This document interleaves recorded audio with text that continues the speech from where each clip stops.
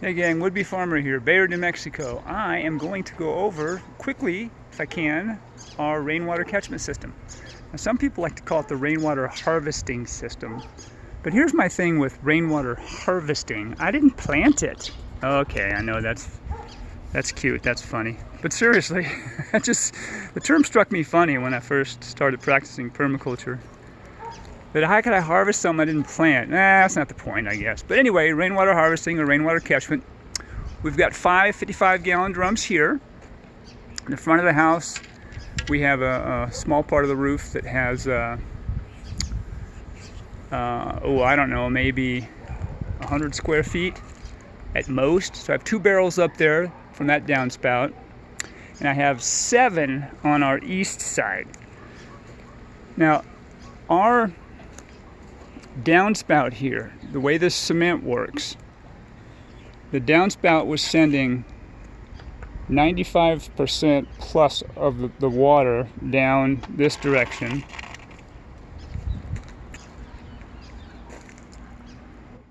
And before we put the berms and swales in here, we got this nice swale, this berm right behind it with some plantings. This water was falling this direction,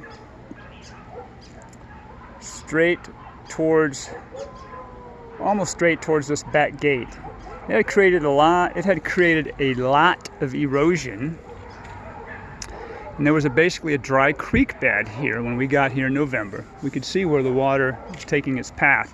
Evidently, the previous owners had well, they cut down all the trees that were here. There were 7 trees here.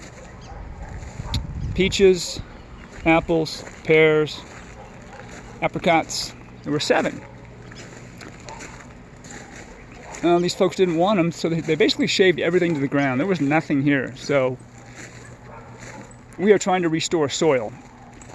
And this red lava rock you see here, hey Sayla, say hi, you're on camera. Okay, ignore me as you always do. Well, not always, she's a good kitty.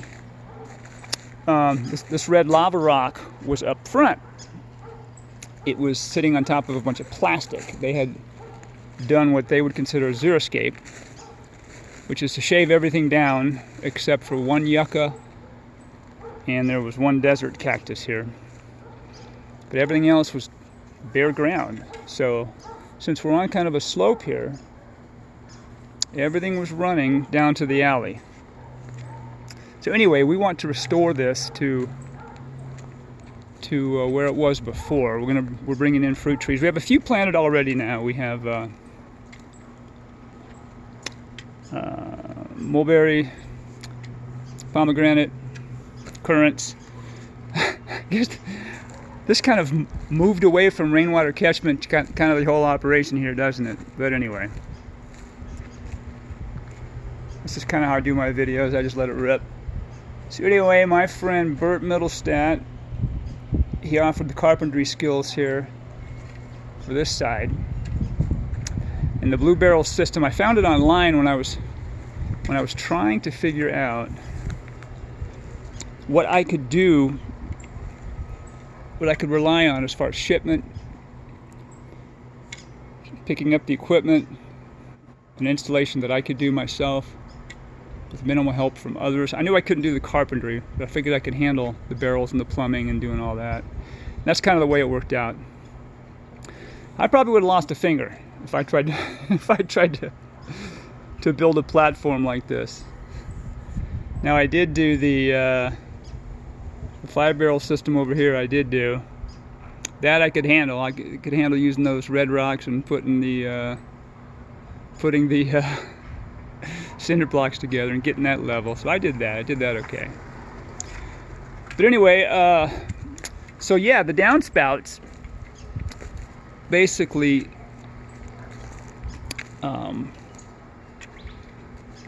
take some of the water and distribute it into our backyard, into our soil here. And we've tried to place these berms and swales in spots to catch that water. I think we did a pretty good job. We just had a pretty good storm the other day. And I didn't see any surface water leaving the property, so that felt pretty good.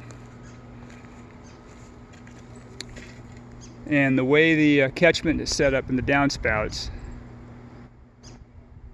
the catchment takes some of the water, and I'm not even sure what percentage it is. It might be 3/4, and sends it to the tanks, and the rest goes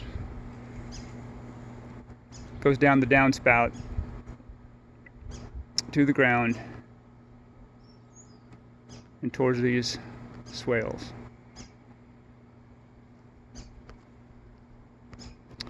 All right, I'll take you around the side of the house and I will show you, after a nice cameo of Toby. Toby, say hi, pose. Cats are just so not dogs, are they? They're still pretty cool though. What'd I do, scare you? I'll take you to the front and show you our little bitty system.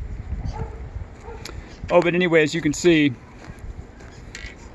and a trick to this is to make sure you get your get this high enough so you can fit a 5-gallon bucket underneath it. But in the winter, we may, if the weather gets cold enough to where I'm concerned about the freeze issue, I'll drain all the water out of here. Oh, and the way these work, for those who aren't familiar, and I wasn't, is the water will come down, of course, and it'll fill into this barrel. And all these barrels are connected. So the barrels themselves will act as one reservoir or one tank or one barrel.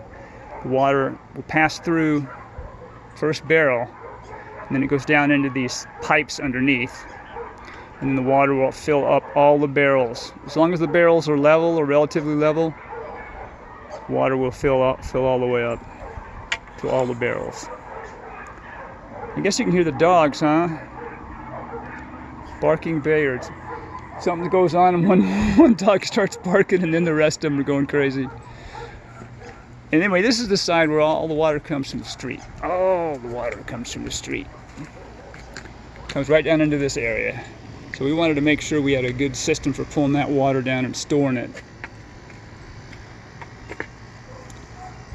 All right, and here is the 2 barrels up front. And as I said, there's not a whole lot of roof area up here that feeds into these 2 barrels. Now I am going to add to the front there. I am going to add I just have the drain set there. I am going to add a spigot that comes up so I can fill buckets up here as well. This one I'll be using a lot more for drinking water. Anyway, so that's the rainwater catchment system. I deviated a little bit. Hey, Tobe. But that's it. And I got the system from a company called bluebarrelsystems.com. They don't know, they don't pay me. I'm not going to give them a whole spiel, but I like the idea because they use the recycled food grade blue barrels, 55-gallon barrels. And I had used one in Florida, but I didn't have it upside down like this, and I didn't have it plumbed because I only used one, and I brought the water straight off the downspout. But I knew I could move those around, and I was pretty sure I could set this thing up and that it would work, and it does. So, but anyway, they'll provide kits or single barrels for any number of systems, and they connect you with a company that has them in your area. Of course, we're kind of isolated here, so we had to go 200 miles to Tucson to pick up these 14, but that was fine. I still wanted to do it. I liked the idea they were recycled. I liked the idea that I was fairly comfortable that I could do it myself or with minimal help.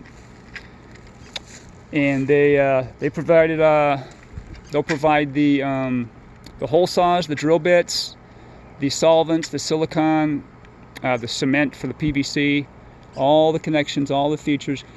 You only have to buy the actual lengths of pipe, as far as all the elbows and the T's, the spigots, the drains and all that, the vents, the hoses, the grommets. They will do all that for you. And I liked that idea because I was like, oh, okay, I don't have to go out and buy this and buy that. And so anyway, so that's the deal. I wanted to do a quick video on this and share this information with you all. So let me see if I can get my mug back in so I can say goodbye. All right, this is it. Another ridiculously silly video from Would Be Farmer. We'll talk to you next time. Take care, y'all.